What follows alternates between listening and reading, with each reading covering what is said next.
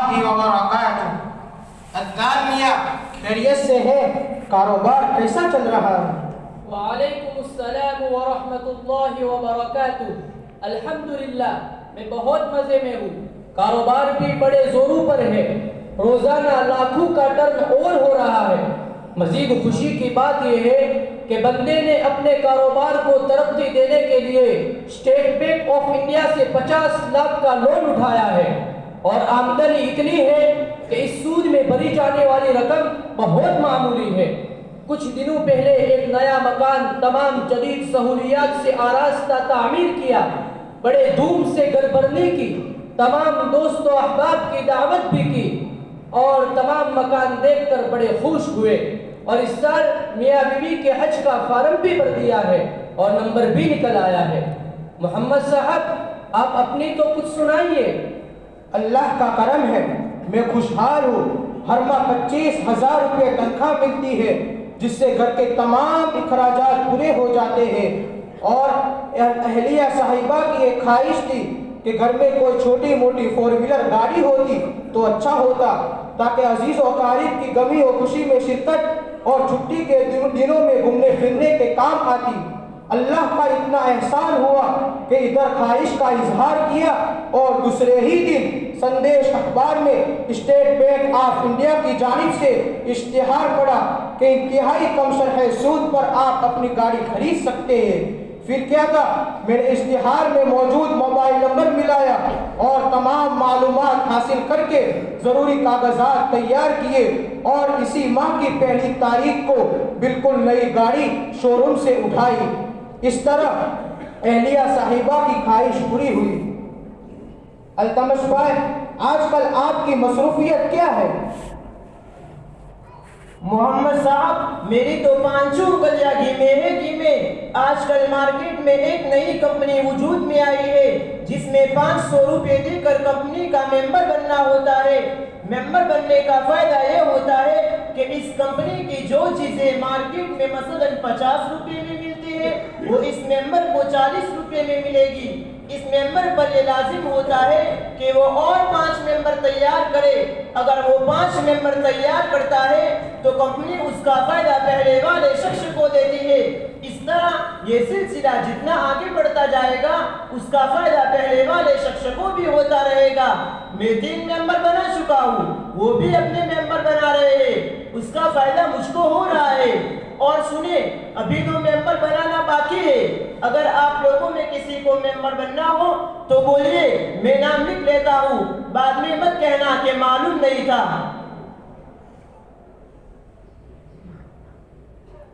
محمد صاحب، ایک اور اچھی بات، دوستو سنیے، میں آپ کو ایک اور اچھی بات سناتا ہوں۔ بازار میں 50 روپے میں لاٹری کا ٹکٹ مل رہا تھا، میں نے بھی خرید لیا۔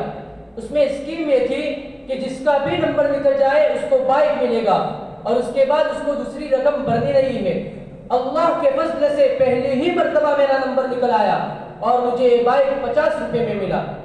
ایک اور مزے کی بات، پچھلے کئی مہینوں سے کچھ ضروری نیا سامان خریدنے کا سوچ رہا تھا، لیکن فی الحال بچت نہ ہونے کی وجہ سے مشکل تھا کہ اچانک فلپکارٹ کی طرف سے ایک میسیج موصول ہوا کہ بجاج فائنانس کارڈ پر اور ہمارے اپنے کارڈ پر 10% ڈسکاؤنٹ مل رہا ہے۔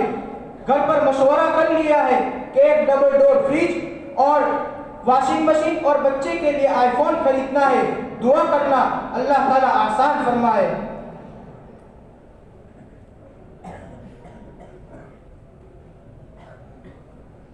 بھائیو، میں نے آپ لوگوں کی باتیں سنی تو بڑا افسوس ہوا۔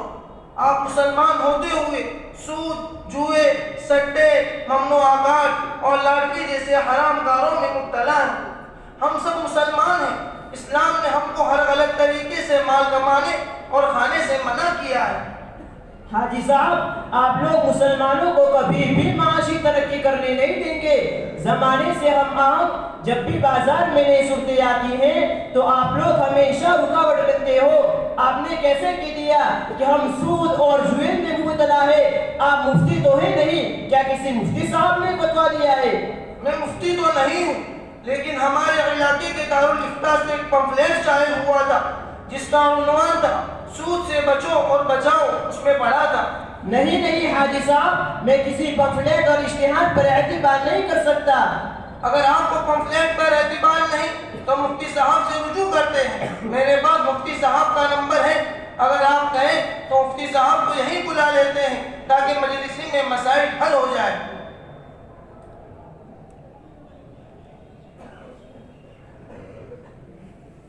हाजी साहब क्यों नहीं, आप अभी मुफ्ती साहब को फोन मिलाए, अगर वो आ सकते हैं तो ठीक है, वरना हम दारुल इफ्ता चले जाते हैं।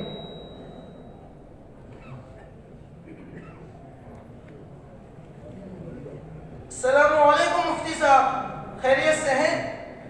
यहाँ पर कुछ अहबाब कुछ शरई मसले को लेकर उलझ रहे हैं, अगर आप तशरीफ लाकर हल फरमा दें तो आपका एहसान होगा।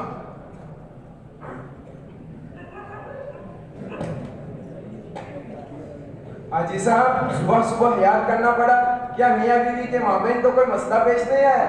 नहीं मुफ्ती साहब, ऐसी बात नहीं है। ये हजरात हमारी मस्जिद के मुसल्लियान हैं।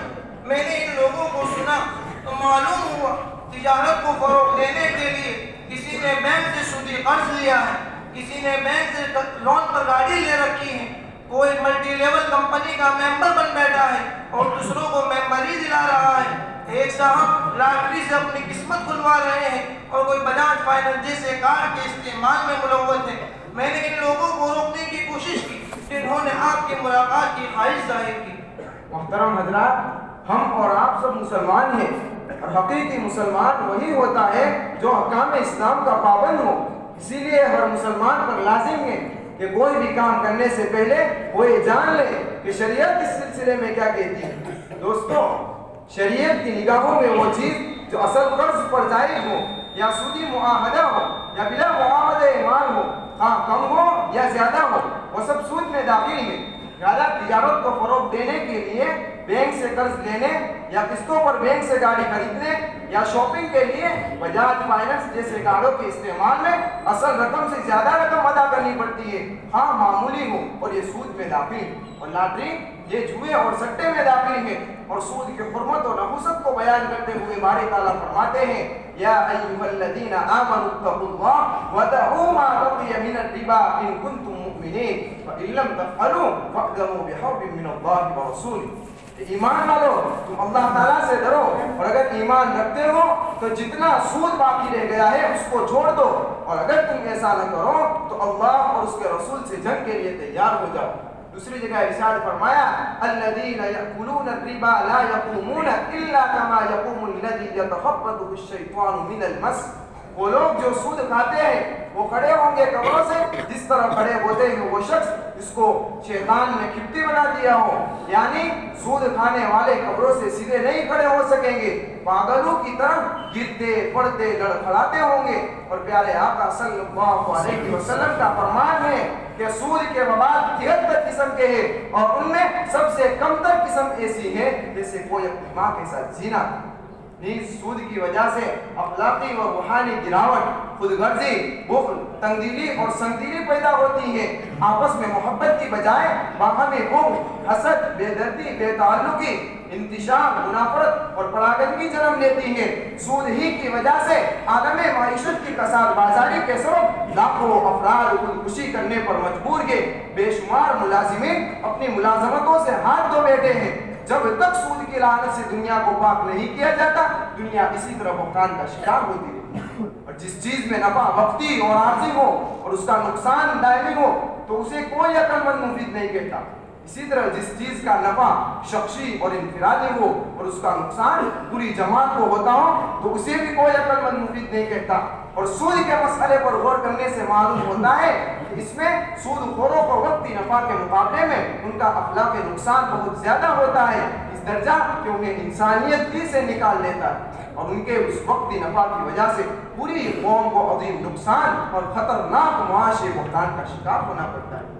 और जुए के मुताबिक बारी वाला फरमाते हैं, या अय्युहल्लज़ीना आमनू इन्नमल खम्रु वल मैसिरु वल अंसाबु वल अज़लाम रिज्सुम मिन अमलि शैतान फज्तनिबू लअल्लकुम तुफ्लिहून। ईमान वालों, यकीनन शराब, जुआ, मूर्तियाँ और फाल निकालने के लिए थी गंदी बातें और शैतानी काम है, लिहाजा तुम उनसे बचो ताकि तुम्हारा भला हो। मुफ्ती साहब, आपने कुरान और हदीस की रोशनी में सूद और जुए انداز میں بیان کیا، بات پوری طرح سمجھ میں آ گئی، اپنی غلطی کا احساس بھی ہو گیا۔ لیکن میں آپ سے یہ پوچھنا چاہتا ہوں کہ آج پوری دنیا میں سودی معاملات اور کاروبار کا دورہ ہے، ایک مسلمان کس طرح اپنے دامن کو سودی لین دین سے بچا سکتا ہے؟ کیا آپ کے پاس اس سے بچنے کی کوئی متبادل صورت ہے؟ کیوں نہیں؟ اسلام نے اپنے ماننے والوں کو سود اور انٹرسٹ سے بچنے کے لیے کئی طریقے بتائے۔ آپ اپنی تجارت کو فروغ دینے کے لیے بینک سے لون کے بجائے پارٹنرشپ کو اپنا سکتے ہیں۔ اس کا طریقہ یہ ہے کہ آپ کسی سے رقم لے کر اسے اپنے کاروبار میں حصے دار بنا لیں اور نفع کا حصہ متعین کر دیجیے۔ اگر کاروبار میں نقصان ہوا تو آپ کا حصے دار بھی اپنی رقم کے تناسب سے نقصان میں شریک ہوگا۔ اسی طرح دوسرا طریقہ مضاربت کا بھی ہے۔ رہی بات بجاج فائنانس اور جیسے کارڈ کا استعمال، تو وہ جائز نہیں ہے۔ اس کی وجہ یہ ہے کہ کارڈ ہولڈر سے سودی معاہدہ لیا جاتا ہے اور اس میں سود کی ادائیگی کا وعدہ ہوتا ہے، اور مشاہدہ ہے کہ اس قسم کی رعایت ملنے پر ایسی اشیاء بھی خرید لی جاتی ہے جن کی اس کو خاص ضرورت نہیں۔ پھر بعض مرتبہ وہ قرض ادا نہیں کر پاتا اور سود میں گرنا پڑتا ہے، اور یہی کمپنی کا فائدہ ہے، ورنہ کمپنی کو بلا عوض قرض فراہم کرنے کی ہمدردی کیسے پیدا ہو گئی؟ یہ لوگوں کی نفسیات سے خوب واقف ہے، اس لیے اس طرح کی اسکیمیں جاری کرتے ہیں اور آدمی غیر محسوس طریقے پر سود جیسے گناہ کبیرہ میں ملوث ہو جاتا ہے۔ لہذا اولا نقد رقم سے ضروری اشیاء خریدنے کی فکر کریں، ورنہ کسی سے قرض حسنا لے کر اپنی ضرورت کو پورا کریں۔ الحمدللہ، ممنوع کارڈ کے متعلق آپ کی پوری بات سمجھ میں آ گئی، لیکن ملٹی لیول مارکیٹنگ میں تو سودی معاہدہ اور سود کی کوئی شکل بظاہر نہیں ہے، اس لیے اس میں رقم انویسٹ کرنے میں کوئی حرج نہیں ہونا چاہیے۔ نفع حاصل کرنے کے لیے شریعت نے جو اصول بتائے ان میں یا تو محنت اور سرمایہ دونوں ہوتا ہے، جیسے بیع و شراء، یا صرف محنت ہوتی ہے اور سرمایہ دوسرے کا ہوتا ہے، جیسے مضاربت وغیرہ۔ لیکن ایسی کوئی صورت شرعاً جائز نہیں ہے جس میں نہ تو محنت ہو اور نہ ہی سرمایہ ہو۔ اور ملٹی لیول مارکیٹنگ کی سب سے بڑی بنیادی خرابی یہ ہے کہ اس نظام میں دوام و استمرار کی صلاحیت نہیں۔ اس کے ابتدائی مراحل میں تو ممکن ہے کہ آسانی کے ساتھ چند ممبر بن جائے، لیکن چند مرحلوں کے بعد ممبر بنانا بڑا دشوار ہو جائے گا، اور ایک ایسا مرحلہ آئے گا کہ اس کے بعد مزید ممبر بنانے کی گنجائش باقی نہ رہے۔ اسی صورت میں اوپر کے لوگوں کو تو کثیر نفع حاصل ہوگا، لیکن آخری مرحلے کے ممبران بلا کمیشن حاصل کیے گھاٹے میں رہ جائیں۔ حالانکہ اخیر کے مرحلے میں اوپر کے بنسبت زیادہ ممبران ہوتے ہیں۔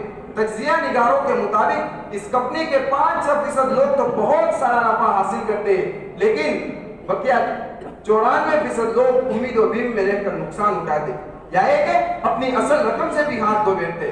حاصل یہ کہ چند ممبران کے منافع کے خاطر اکثر لوگوں کو نقصان برداشت کرنا پڑتا ہے۔ اور ملٹی لیول اور نیٹ ورک مارکیٹنگ دولت اکٹھا کرنے کی ایک پیرامڈل اور مخروطی اسکیم ہے۔ اس میں مصنوعات بطور غلہ فروخت کی جاتی ہیں، اصل مقصد ممبر سازی کے ذریعے نفع کمانا ہوتا ہے۔ اس میں سود سے بھی زیادہ ارتکاز دولت کی تدبیر موجود ہے، لاٹری اور جوئے سے مشابہت ہے۔ دھوکہ اور غرض اتنا زیادہ ہے کہ دولت مندی کی لالچ میں پوری کی پوری آبادی کو مالی بحران کا شکار بنا سکتی ہے۔ یہی وجہ ہے کہ سودی نظام کے ماہرین نے بھی اس طرز تجارت کو مسترد کر دیا ہے۔ متعدد ممالک پر اس پر پابندی عائد کی گئی، ساتھ ہی عوام کو اس میں پھنسنے سے بھی متنبع کیا گیا۔ اور نہ صرف یہ اسکیم بلکہ اس طرح کی دیگر اسکیمیں مثلا RCM اینڈ مارٹ وغیرہ جن کے نام سے بدلے ہوتے ہیں اور طریقہ کاروبار وہی ہوتا ہے جو ملٹی لیول کا ہے، شریعت کی نگاہوں میں وہ بھی درست نہیں۔ محترم ساتھیوں، آپ لوگ حرام کمائی سے بچنے کی خوب فکر کریں، اس لیے کہ کوئی آدمی حرام کا ایک لقمہ کھاتا ہے 40 دن تک اس کی دعا قبول نہیں ہوتی، اور جو گوشت حرام مال سے پرورش پاتا ہے جہنم اس کی زیادہ مستحق ہے۔ حرام غذا سے گناہوں کی طرف طبیعت مائل ہوتی ہے، بچوں سے حیا رخصت ہو جاتی ہے۔ لہٰذا آپ بھی بچیے اور اپنے اہل و عیال کو بھی بچائیں۔ ہم تمام آپ کے بڑے شکر گزار ہیں، آپ نے اپنا اتنا قیمتی وقت دے کر نہ صرف سود اور جوئے کی حرمت سے آگاہ کیا بلکہ اس سے بچنے کی متبادل صورتیں بھی ہمیں بتلا دی۔ فجزاکم اللہ خیرا واحسن جزاءکم۔ اس میں شکریہ کی کیا بات ہے، یہ تو ہمارا فرض تھا جو ہم نے ادا کیا۔ بس اللہ تعالیٰ سے دعا کریں کہ اللہ تعالیٰ ہمیں اپنے دین کی صحیح سمجھ عطا فرمائے اور ہم تمام کو اس پر عمل کرنے کی توفیق عطا فرمائے۔ آمین۔ السلام علیکم ورحمۃ اللہ وبرکاتہ۔